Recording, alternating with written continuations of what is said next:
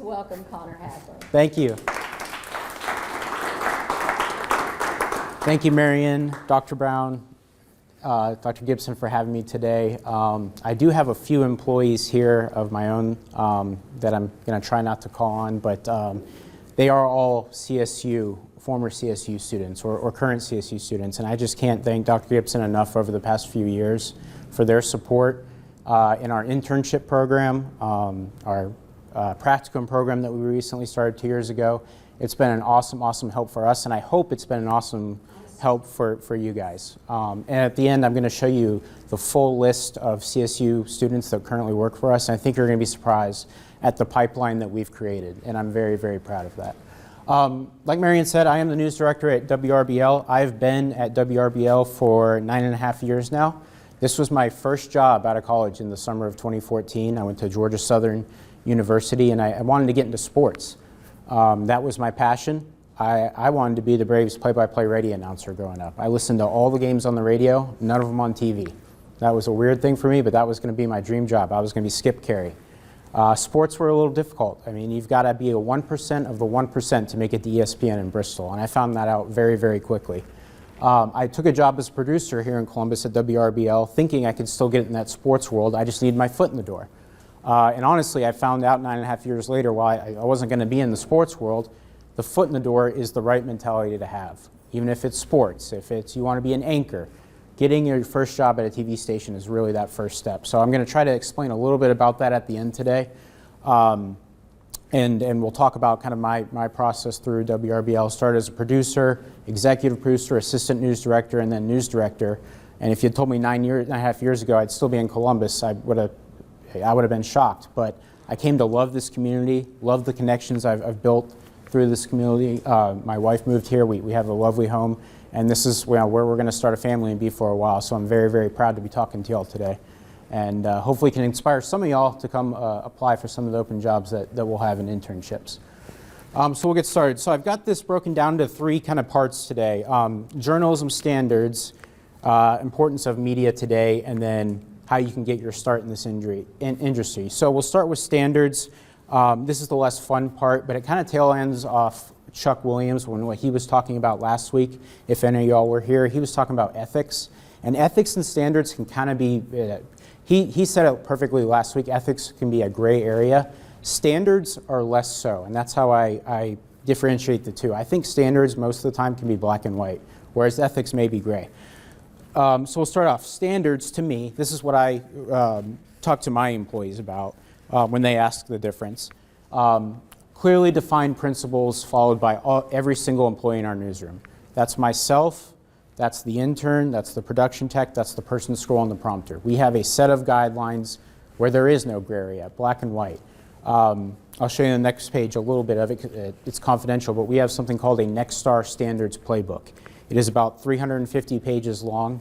It has every single question you could ever ask in media and whatever comes up on a day-to-day situation, and my employees are not allowed to see that. But it's up to me to pass along all the knowledge that I've got in that standards and make sure that we operate on every single one of those 350 pages or odd pages that are in that standards playbook. So what we do at WRBL every single week is I choose a topic out of that playbook, and I sit everyone down, get them coffee, bagels, or if it's the afternoon crew, we get cupcakes or something, and we talk about one of those standards. And I say what it is, and I give them a situation, and they react to it. And that's been extremely helpful in their day-to-day operation. They feel more confident when they're producing a newscast, when they're going out and telling a story, when they're asking a public official, is this an appropriate question, and when they're writing their digital story. And 2, it makes me feel better, to where I don't have to wake up at midnight from a frantic phone call saying, I just made a massive mistake and I got you sued. So it's a great tool to have. And then Chuck talked about ethics last week. This is situations, what I view it as, situations faced by everyday journalists. And Chuck brought up many of the examples he's had over 40 years of journalism, which I've known Chuck for 5 years now. I didn't know most of what he talked about last week. It's in terms of the situations that he dealt with. So I thought that was very interesting. And one thing, and one of the examples he talked about last week, and I know not all of you were here, is he mentioned a situation where He did a long report on the health of a CEO of a local prominent hospital and was so nervous about getting the story right that he sent it actually to Marion and the CEO to make sure everything was correct. Well, as he explained last week, that's against the ethics of the Ledger-Enquirer at the time, and still would be today. You can't send a story to a source or the subject you're doing a story on to give away everything. That's just completely unethical. Well, I looked through our standards guide, and there's nothing in our standards guide about sending material to a source beforehand. And I just thought that was interesting. So it's an example of an ethical situation versus a standard situation. And honestly, have Chuck come to me and said, hey, this is what I did, I gave my whole story to a source, yeah, he would have been in trouble. That's an ethical violation of our code. But that's kind of a brief example of a difference between an ethical standard or an ethics violation, if you want to call it that, or a standards violation. So one of the things that people look at news for and sometimes judge us by is who broke the news first, who got the story first, who broke in at 6 o'clock and got me that live shot. That's the competition that exists in all of us as news employees. And I'll tell you, it drives me every single day. It drives our best reporters. It drives Chuck Williams, it drives Liz White, it drives Kenzie Beach, Hannah James, name any of our reporters. They are all competitors, and that's why they're good. They want to have the best product on TV. And a lot of times, we're judged by that, by you guys, and that's fair. However, that is not my priority. And when I say competition, I mean being first. Being first is great, and we always want to be first. But accuracy is much more important in our business. If we aren't accurate, what are we even doing? If we come on and tell you something at 6 o'clock and it's wrong, are you going to come back at 6 o'clock the next night and trust me to tell you something right? No. Now, if I'm first and hey, there was a child shot on 10th Street, well, WRBL is live at the scene. Great, I saw it there first. We have to come on 5 minutes later and correct it, saying, no, a child was not shot. It was a 50-year-old man. The child is expected to be okay. Well, you're turning the channel. Great, I saw it first in WRBL, but it was completely false. So that's where our number one standard is accuracy. And I'm going to go through a couple of the standards, the big ones that we go through. Again, there's 350 of them, but accuracy is number one. Social media. Over here is Elizabeth White, for you, those of y'all not familiar with Liz. She has been an employee with us for about 6 years now. She was formerly at WTVM for a number of years. All in all, she's been an employee of the Valley or a reporter in the Valley for about 20-something years. So she knows this area very, very well. And because of that, she has gained a massive following on social media. And it's something that she takes a lot of pride in developing sources through social media and reporting through social media. She knows all of these things on the side here in her reporting on social media. However, one thing Liz deals with, and Chuck to a little bit, and Chuck, I'll give you a chance to share an example if you want. Liz has to deal with people day to day attacking her on social media or calling out her reporting. And her response to that is something that could violate one of our standards. If she were to go back and attack somebody on social media, or she were to share her opinion on something without an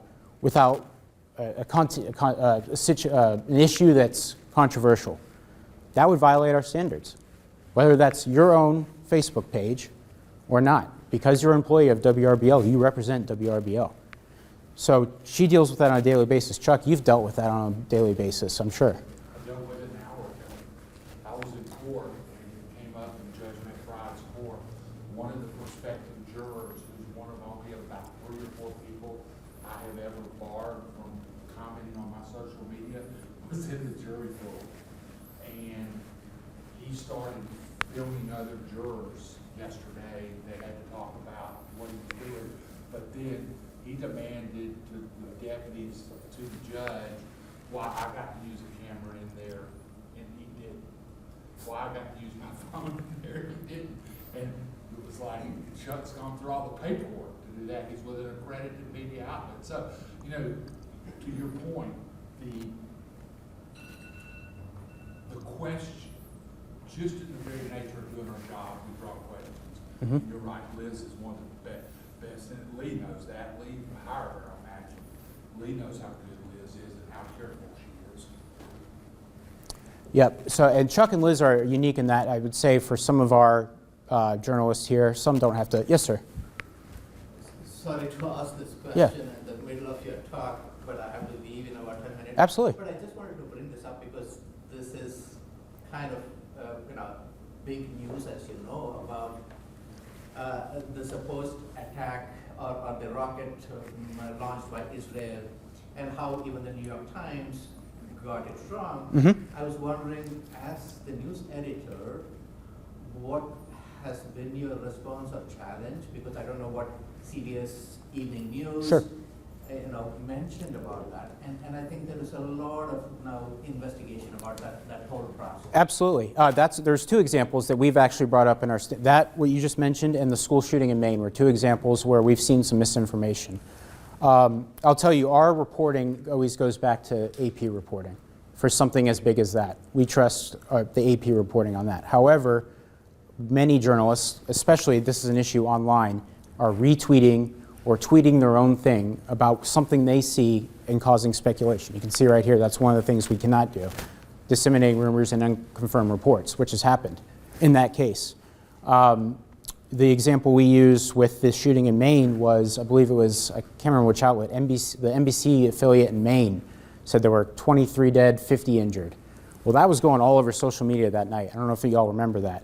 Next morning, they had to retract everything. It was 16 dead and I think 15 injured. So we used that the very next morning and said, many of y'all easily could have gone online tonight. My producers could have retweeted that with WRBL producer right next to it. And guess what people see if they follow you on Twitter? They see you retweeting that information, or you, even worse, publishing that information on your own account if you had just seen that on a blog or a social media. So that's something that, with those situations, absolutely. Even bigger, and I'll get into it in a minute, is politics. Politics is the biggest bugaboo with social media. It is the biggest headache we will have. And I'm lucky. I have people like Chuck, Liz, who's done a lot of political reporting in her background, and some very good young reporters. But that's the easiest way, too, is to spread information, misinformation. Because what's to say, what is misinformation now in politics? It's an honest question. It's tough to decide.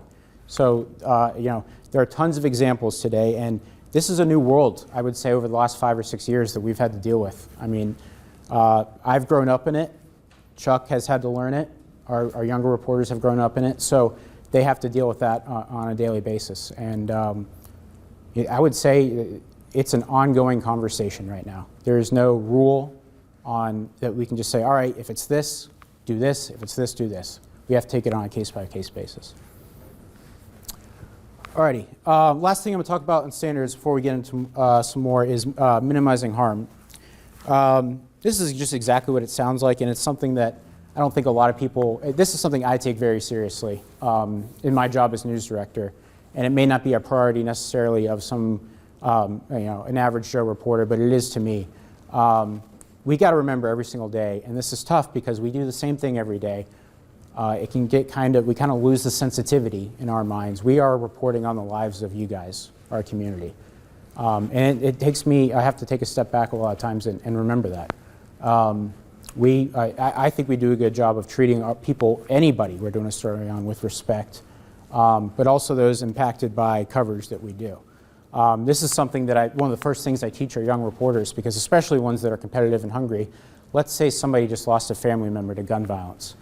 The first thing they want to do is get the mother on the 6 o'clock news right away, which, it's a right mindset, right? But we've got to be sensitive to the people and the family that just lost a loved one. I'm not going to tell you don't call the family. Call the family. But a lot of times we'll see, and I've seen it before, at not just this station, other stations, where they've created a bad relationship or hurt a family because of pestering, trying to get information on a situation just so they could have the lead story at 6 o'clock. So minimizing harm is a big one for us. And you guys won't all see that when it happens. That will affect, the person we're doing the story on, essentially, and maybe that family. So, okay, it affects, a handful of people, but that's something that's our reputation. Even if it happens one time a year, that's something that I value very much as news director at WRBL. Alrighty, so our role today, our number one objective as a local news station is covering local news. That doesn't mean you're not going to see national news on our 5, 5:30, or 6. that is going to happen. Hopefully more at 5 and 5:30 than 6, because we really want that 6 o'clock to be a local newscast. But that is our goal every single day. We have a 9:45 a.m. meeting, and we won't discuss anything but local news. Now, if there is obviously a mass shooting, or there's a major event and there's local ties to it, of course that's going to come up. But that consists of our 30-minute meeting in the morning and then our 2:45 meeting in the afternoon. Where are those local stories going in our newscasts? Where do they sit on the website? So that is our number one job when we wake up and before we get ready to tell you the news. So I asked this, what matters to you, the viewer? And I've gotten so many different responses to this. I don't know if anybody wants to raise their hand, but I would like to know, what matters to you? What type of coverage? Anybody? Crime, education, money. Education and what else? Yep, absolutely, yeah, sure. And that's something that I would say, Chuck, that's probably one of the more important things we do. Education, politics, people's money, those are probably the 3 big things. The number one, according to a survey and research that we do every year at Next Start, and it's nationwide, it's not to Columbus, but they've assured me it will pretty much be the same in every market. The number one is crime, by far. And that always surprises me, and you guys may have heard it. It's an old journalism adage, if it bleeds, it leads. I've always tried to avoid that because I've never necessarily thought that to be true. But if you ask the viewer, the number one thing that they're not necessarily worried about, but they tune in for, is crime, which again surprises me because it affects the family of that person suspected of doing a crime, and then maybe the surrounding community on that street. But every single year we do this, that is the number one thing that matters to our viewer. And I wanted to bring this in before I move on, because I know Dr. Brown had a question about it. One of the things that we do at WRBL, and when we answer this question is what matters to you, the viewer, is we try to expand this to other areas as well. And I will say the Ledger-Inquirer, which still is a newspaper, was a massive, massive media player about 10 years ago and before, did a great job of finding things that mattered to the viewer and expanding on them in investigative pieces. It's one of the reasons we did hire, thankfully, Chuck Williams in 2018. And as I was telling Dr. Brown earlier, we had a GM, David Hart, general manager, who's now in Savannah, who realized at about this time 5 years ago, I would say, Chuck, the Ledger was pretty much on its decline, is when it started. And there was an opportunity to hire Chuck at WRBL and bring some of that Ledger experience over here.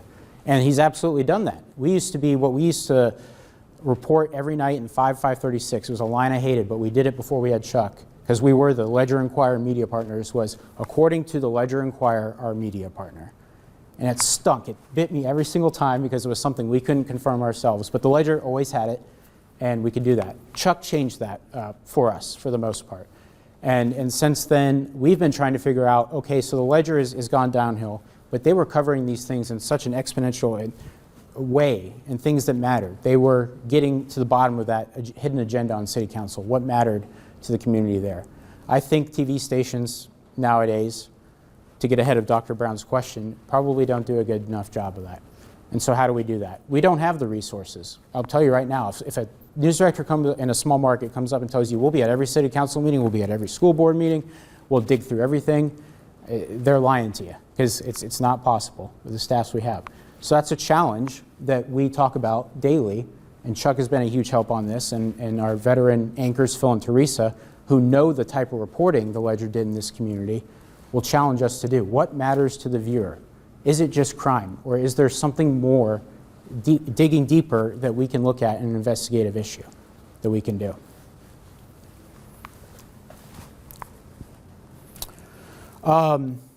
So we posed this question, our GM, Joe McGuire, and I, probably about 6 months ago, what is our actual role, and what does WRBL News 3 on your side, what does that mean?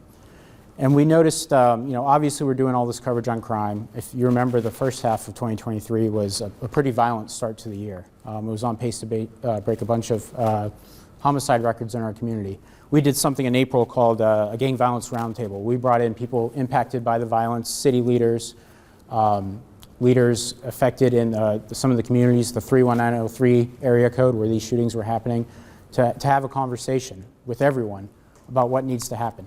That was great. It was a conversation and it ended. Nothing came out of it.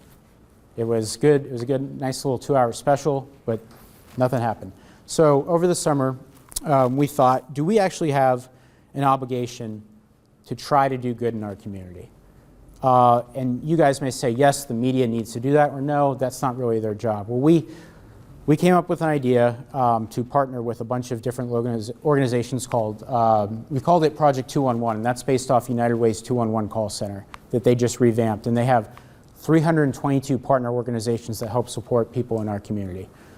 We partner with them, and we find ways to try to tell the stories of these people that have used resources that have helped the community. So is that going to solve crime? No. But it's going to allow people to find these resources that, you know, my kid, there's an after-school program for my kid to where I know where he is from 4 to 7 o'clock. He's playing basketball at the center, United Way Boys and Girls Club, or whatever it is, instead of I don't know where he is at night. And these organizations, I think, have done a great job of coming to us and saying, hey, I've got this story, here's a great piece for you. And us getting it out to you guys in the community has proven to be a slow turn to start, but we're starting to pick this up a little bit, and I'm excited to see how us as a local news organization can play a role in hopefully making our community just 1% better. So that's another thing that I take some pride on in our local news and our job in today's media world. Weather. This is probably the number one most, obviously everyone talks about the weather, but the number one thing that we have to make sure we're on the ball on, because this can cost lives if we don't do our job correctly. It's the one thing that, if we are wrong, could actually take someone's life in our viewing area. These pictures are from March 3rd, 2019. It was a Sunday. I believe we were under about a 3 or a 4 out of 5 risk, which is usually an enhanced risk for severe weather. And the Beauregard, East Alabama community actually suffered one out of 30 tornadoes in our viewing area that day, a devastating tornado that claimed the lives of 23 people. That started the tornado probably around 1:30 in the afternoon, 2 o'clock Central Time. And Bob and Cody and the First Alert Weather Team, Bob Jeswold's our chief meteorologist, were on the air about 2 hours before in that Lee County community, telling them that they need to get into a safe place, that something very bad is coming. And I'll never forget Bob's reaction when we had to get in his IFB saying the first 2 people had died, and we needed to break in and tell people that. As we're obviously still on air, there were still tornadoes in the area. And that you could tell it kind of hit him a little bit, and at the end we learned that 23 people died. In the weeks following and talking to state agencies for both Georgia and Alabama, it did obviously cross over into Georgia, and some local EMA directors, they all talked about the media, not just us. I mean, WTVM, any media that had a role in reporting on this and how those meteorologists helped save lives. So that is something that is extremely important to us. And we'll get the calls all the time on a Sunday if the Falcons are playing and we have to break in and do a double box, or God forbid it's something really bad and we got to take over. Our phones will ring off the hook. And trust me, I'm right with you. I want to see the Falcons.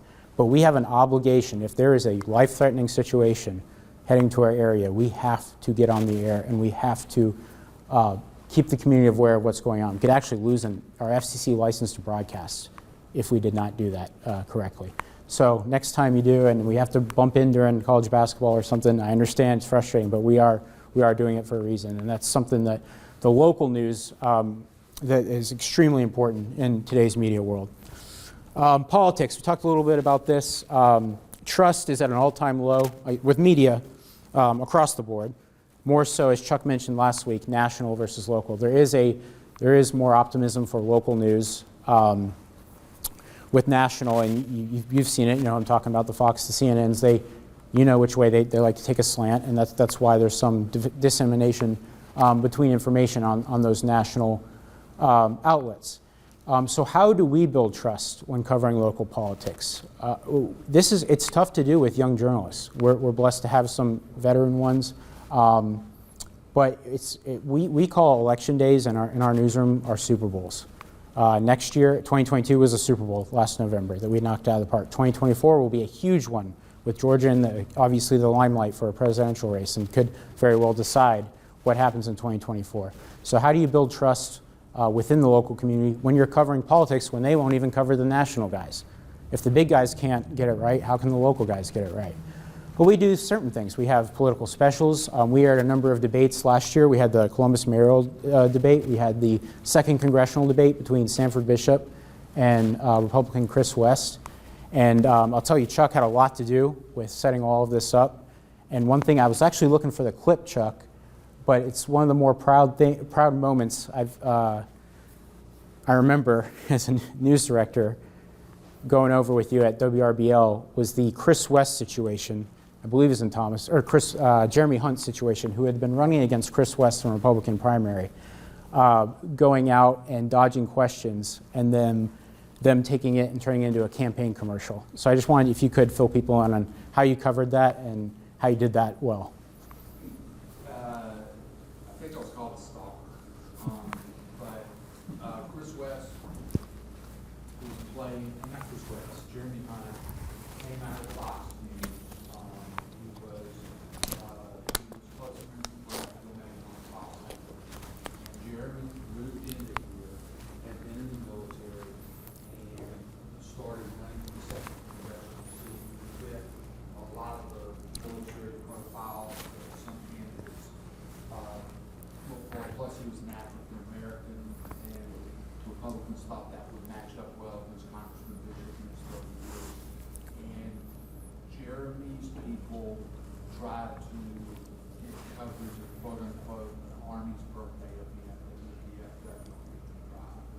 Well, it was a campaign, and we did some stuff in the morning, and that afternoon he was sued, and was doing some other stuff, and he wouldn't talk to me, so I literally camped out and they had to walk out, and they tried to put shields around me. Me and this little phone, we ended up in a campaign commercial, but I would do it again, and I would probably do it very much the same way I did. So what they did is basically Chuck was asking questions that were being completely ignored, but it showed. I think we played the whole thing on the news to show the back and forth. This is our due diligence. This is what we're doing every single day. We're not just listening to a campaign speech, setting a camera and cutting a soundbite and putting it on the news. Does that happen? Yeah, of course it does. But there's also times where you have reporters like Chuck who can really get the in-depth stuff. They turned it into a campaign commercial with Chuck's voice basically dubbed over. Chris West turned it into a. What is Jeremy Hunt hiding campaign? Yeah. So again, that's something that is something obviously out of our control. But Chuck's coverage of that was a great example of, okay, this is a little small town, market 127 media covering a massive congressional race, and they can be trusted to cover it. Oh, real quick, I don't know how many people have seen the show Succession. It's about basically a family, and they're all trying to gain control of this father's media empire before he passes away. There's one episode in the final season called America Decides, and I love it because it is an hour long of a newsroom on election night and how it operates. This guy over here is the news director or the decision maker. And at the end, it's ironically called America Decides because their network is called ANF. Think of Fox or CNN. It's a massive national network in the show. They have an opportunity to call the presidential race before all the ballots are cast, effectively ending the race as they are told the other candidate will drop out if they call. And there was lots of behind the scenes of why they would do it. And this whole family, who's been trying to get a voice into their father and trying to make all decisions, won't make a decision at all. And they basically just put it on one of the other step-siblings of the family to do it. So it's ironically called America Decides when they didn't decide anything. A media company, again, this is a show, this isn't real life, but it was a pretty good example of what could happen, called the presidential race, ending a race before all ballots were cast. So I just thought that was a great example of, again, a local news station is not going to call a presidential race and have any kind of impact But that's one of the consequences, if you want to say, of the power of the media in today's world. Hey, Connor, one thing real quick. Yeah. Obviously, we don't make calls on races that are not local, but right now, Nexstar has a Yep. decision desk that is making very accurate and very quick calls, and we use those, right? Yep. I believe they called the governor's. We were the first station It in. was the one, it was Warnock Walker. Yes. Yeah. First station. Yeah. First station in Georgia, WRBL was to call that because of Nexstar's decision desk. So you know, there's a lot of importance in not just local politics, national politics, but that's one area. National and local are going to tie politics, especially in Georgia. We are a national political state now. All right, getting a job today. Marion asked me this last week, and she was wondering if the departments here at CSU do a good job of getting you guys ready to get a job in media. And I thought back to my time at Georgia Southern. I didn't have an internship. Our journalism, communications, major basically started your second half of your junior year through your senior year. You did a couple class projects. There was one media writing course, one media law class, and that was about it.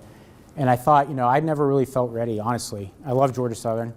I don't want to say anything bad about my school. First place in the Sun Belt right now. But I didn't feel ready at WRBL. It took a lot of training for me. I had to learn all of the ins and outs of journalism, essentially. I've hired, we'll get to the next slide in a second, a handful of people from CSU, and I have not felt that way at all. I felt these students are prepared and ready to come into our newsroom. In fact, a lot of them have been promoted. Almost all of them have been promoted in one way or another since they started with us at WRBL. So if you are getting into this industry, there's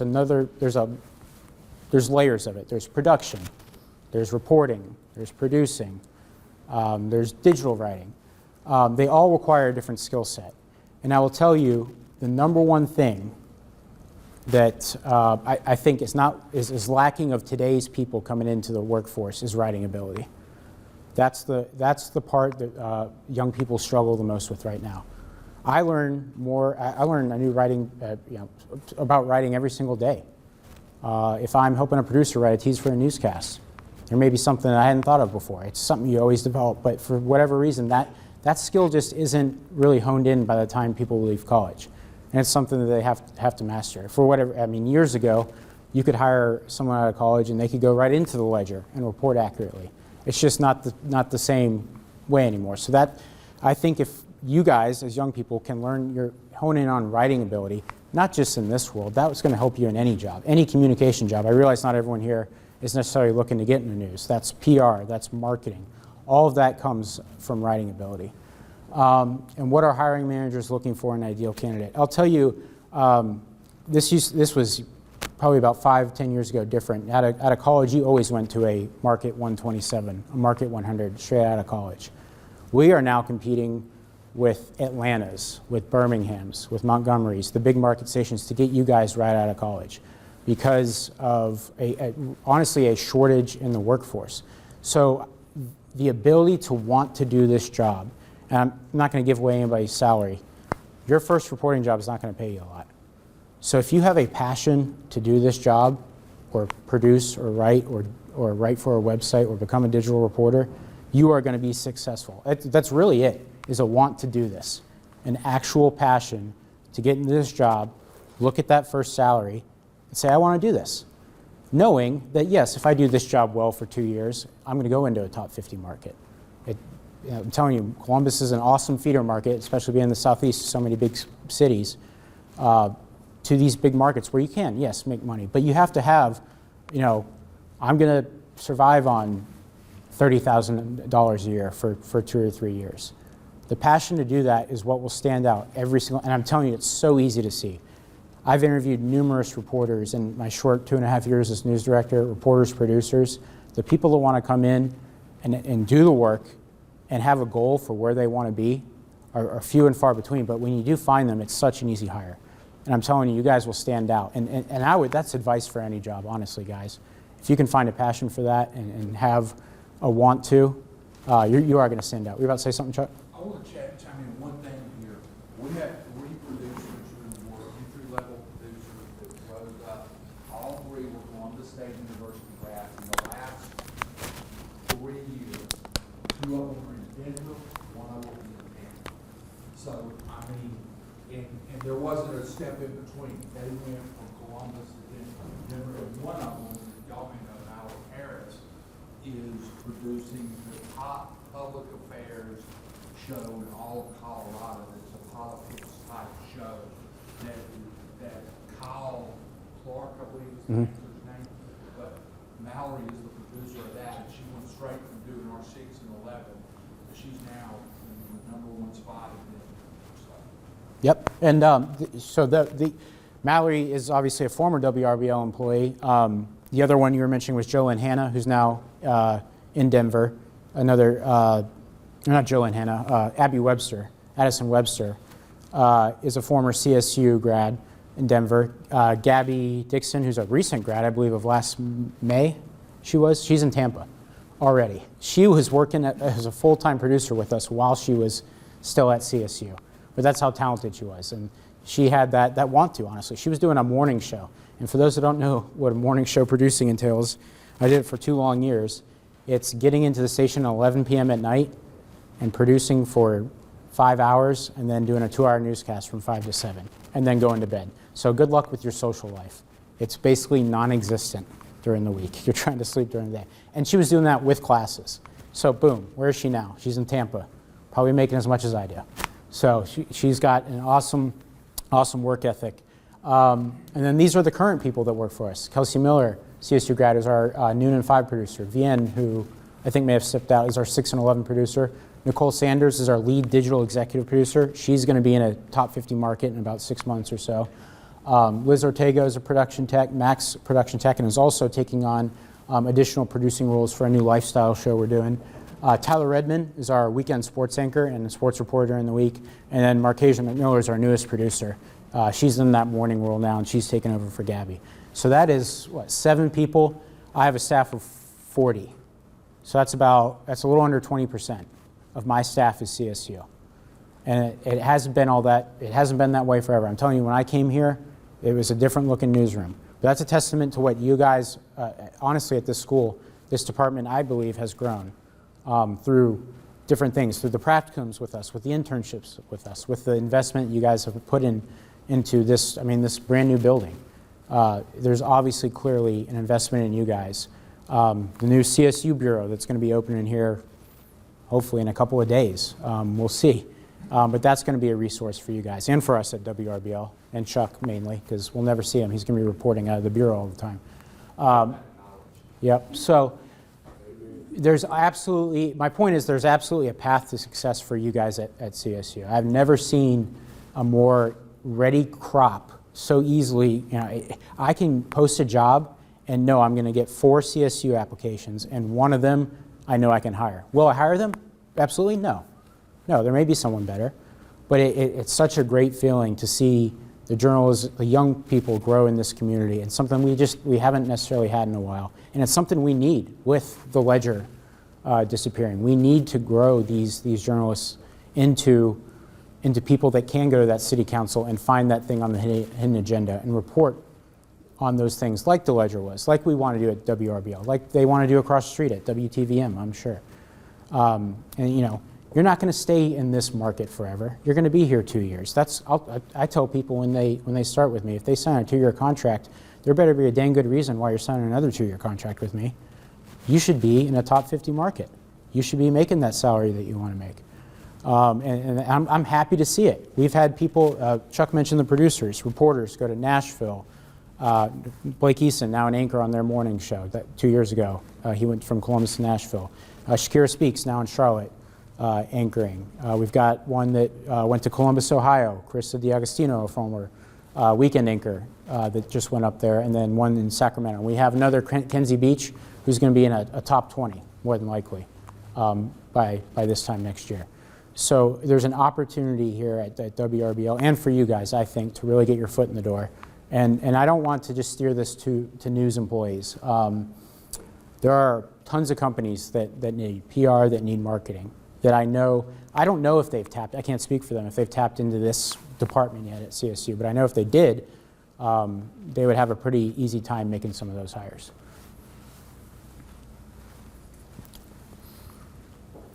Alrighty, that's it. I did want to put my email up here because I do want to pitch internships always. If you send me an email, I will send you a form. All you need is college credit, and Sydney works with you on that. But we have two or three current CSU interns right now. We usually have 3 a semester. But that, I'm telling you, that's your foot in the door.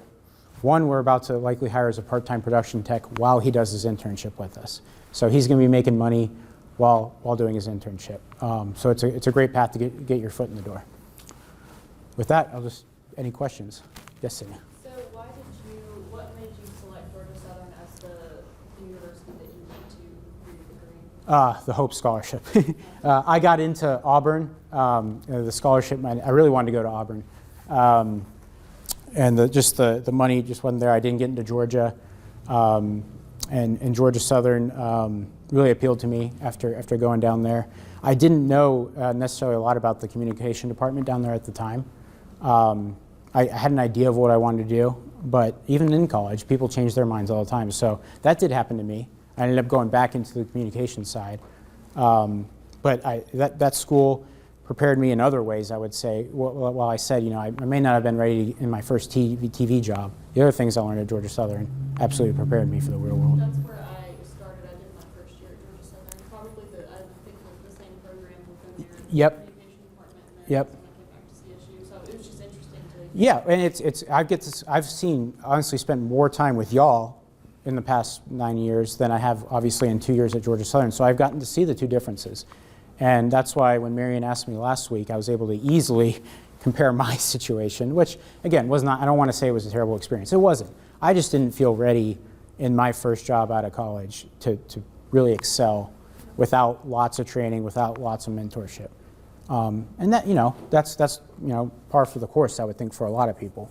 A lot of people don't get the opportunity to have an internship. That's why I really would encourage folks, if you want to get into a marketing, a PR, do an internship with them. If you wanted to get into news, do an internship with me. Do an internship with WTVM, but get an internship. It is the best thing you can do for yourself.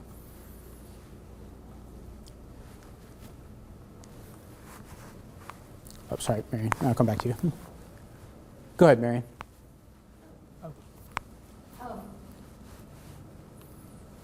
One of the things that Chuck brought to the ledger, brings to WRBL, and you have a few colleagues who maybe the last man standing at the ledger these days, I don't know, Dr. Brown and I were talking about it, is knowing the community, because it's one thing to report the facts, but there's context to everything.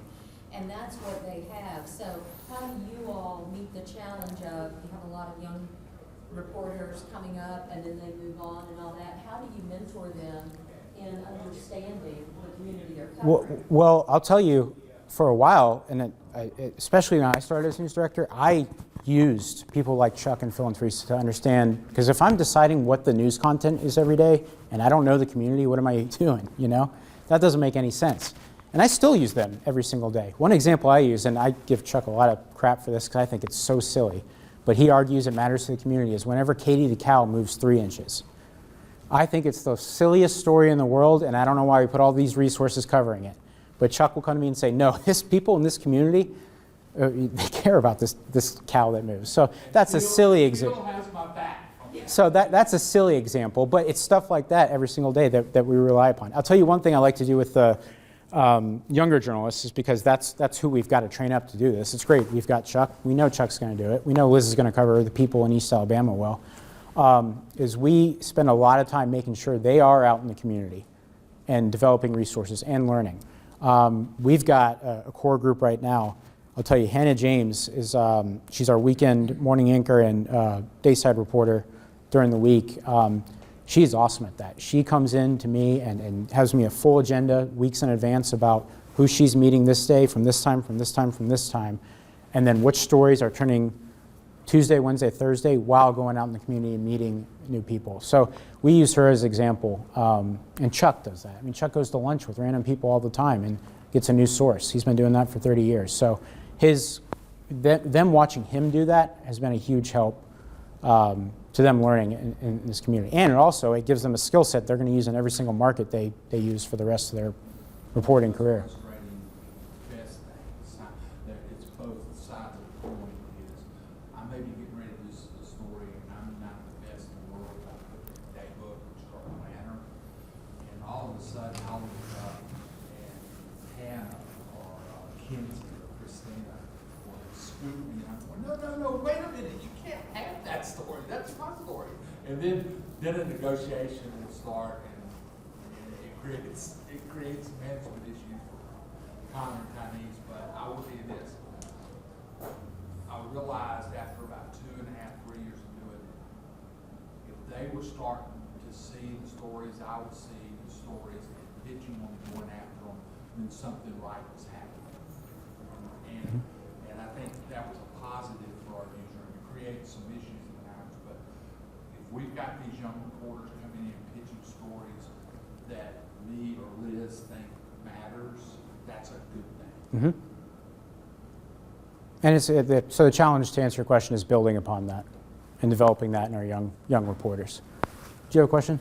Yeah. So you said they were all terrible writers and that we need to be better. You obviously cut your teeth starting with sports. Mm-hmm. So obviously that's not where you landed. Correct. So I guess it's kind of more of a philosophical question, but like we obviously should write what we know. We should obviously write what we have a passion for, just so that we're practicing that regular writing. Yep.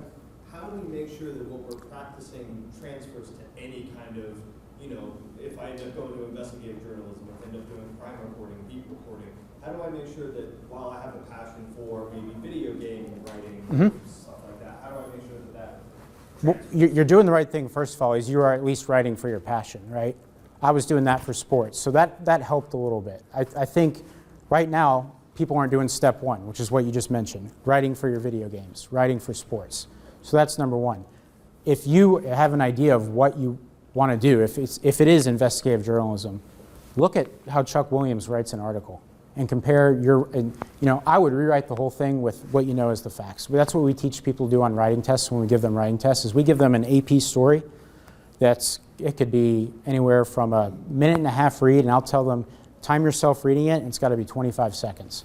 How can you write that? That's the practice of doing that, and that's saying you know what you want to do, though, right? I know I want to be an investigative journalist. Well, then, okay, go find, compare your writing to Chuck Williams. Now, if you don't, it's as simple as continue writing.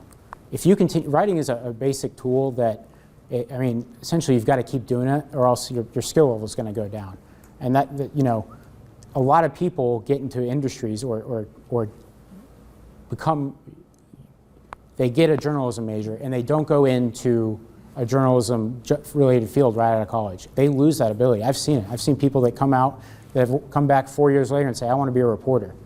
But what they did in college was nowhere near what they can do now. So I think continuing to practice that ability, like you said, you're already on, I'm not sure you're speaking for yourself, but anyone, if they have that step one of, I have a passion for this, okay, are you writing about it? I think that's a great first step. Showing how to hold our feet to the fire, I teach AP style and grammar and all of that stuff, but, we need to allow you all the opportunity to write toward your passion. And one of the things about news too is, it's one thing, every college will teach AP style. It's difficult too, and I don't expect that everyone, writing for broadcast is a lot different. It's taking AP and writing in a completely different active voice. Digital is a little bit different. It's more closely aligned with AP style. But that takes a while. And that's not anything that a news director or a hiring manager would say, oh, they're not writing for broadcast day one. You weren't really taught to write for broadcast. That's something, I guess, that, courses that my school didn't do as much. I'm not sure as much as CSU, but looking at and writing for broadcast, if that's something you want to do. Broadcast writing, essentially, it could absolutely be a course that at CSU. I don't know if that's currently taught, but that would be an excellent course for people that want to get in this industry. I'll say one thing. I cut my teeth in sports too. My first 15 years was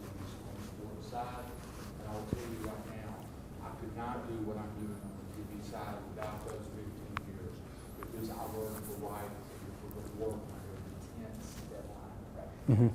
And, you know, and that's one of the things he learned. I mean, you know, sports puts you in a position with games and stuff where we're up against deadline all the time. And you have to learn to rewrite, do all that stuff. So that's a skill set that I learned, you know, in my 20s and early 30s that I use today in my business. Anybody else? Yes, Dr. Brown. Let me circle back to the issue of local news reporting. Sure. The void we have with the demise of the Ledger Enquirer, all printed media Mhm. across the country. We're flying blind as a community because nobody is covering city council, school board meetings, and holding the feet of those administrators and board members to the fire. But we don't know what they're doing many times, and that's a little scary. Mm-hmm. The purpose of having a freedom of the press is to have free press, but the freedom of the press is not to protect the press, it's to protect the people, Correct. so that we can get the truth and all those things. So we have to find a way somehow to revive that watchdog facility for our own sake. Absolutely, and I think it's two things.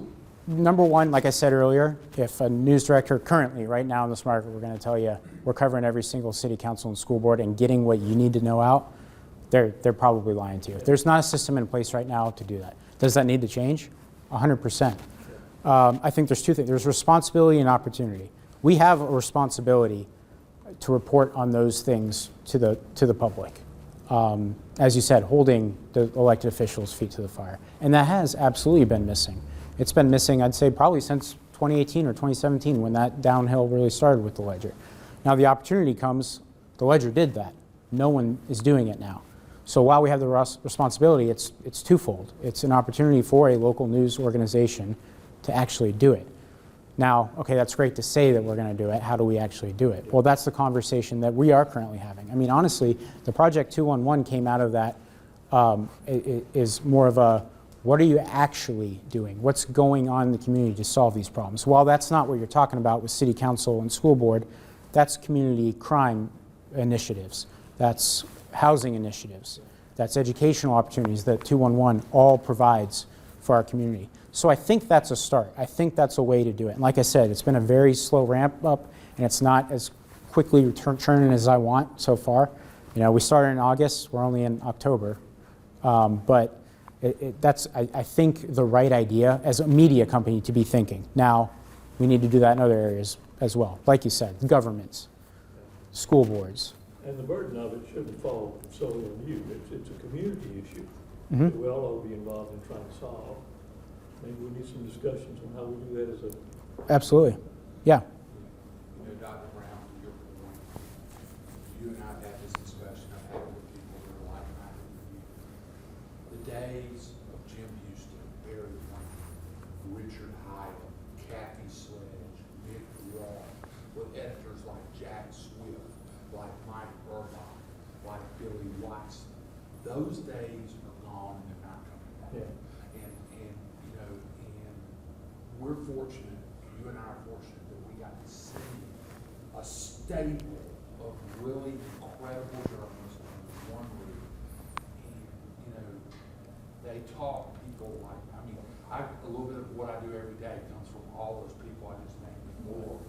But I will say this, that stable, that full stable of that type of talent is gone. It's not coming back, and you know, and I'm one that's passing just like you do. And I think the question now is, some communities are going to nonprofits. Is that the answer? It doesn't look like it to me. It looks like what AJC is doing Mm-hmm. in Atlanta is part of the answer. That's a great point. AJC has, I don't know if y'all have seen that, but they've totally revamped the way they've run that organization. And Atlanta is a bigger market, so we don't want to compare that, obviously, to Columbus. And they're doing crossover digital as well as broadcast and stuff. They're not just a newspaper. It's going to require creativity, maybe as much as funds. Yep. The way you approach it and how you implement it is going to be be creative and imaginary and trial and error. Absolutely. But we do need to work on it. Yeah, I agree. And again, we've started, I think we were on with the Project 211, that was a start. Again, different issue than what you're talking about. But those conversations are happening. And like, honestly, before David left, as I was telling you a little bit before, that conversation was starting to happen even after we had Chuck. How are we getting with, how are we, how do we accurately cover these city council meetings if we can't send a reporter there every time? There's got to be another way to do it. And that was the conversation that needs to be had, honestly. What'd you say, Mary? Oh, yeah, there we go. Yeah. My budget for that is non-existent. Jim Ship would finally does retire. I'm sure it's coming up pretty soon. That dinosaur's dead. Tim's the last one. Well, y'all, thank you so much for allowing me to come here today. Again, thank you for showing up on Halloween. Hope you have a great and safe night. Again, see Hackling at WRBL.com. Please don't hesitate to reach out to me, even if you just have a question. I'd love to be a resource for you, even if it's not in journalism. If it's any communication-related field, I'd love to be able to help you. So, thank you.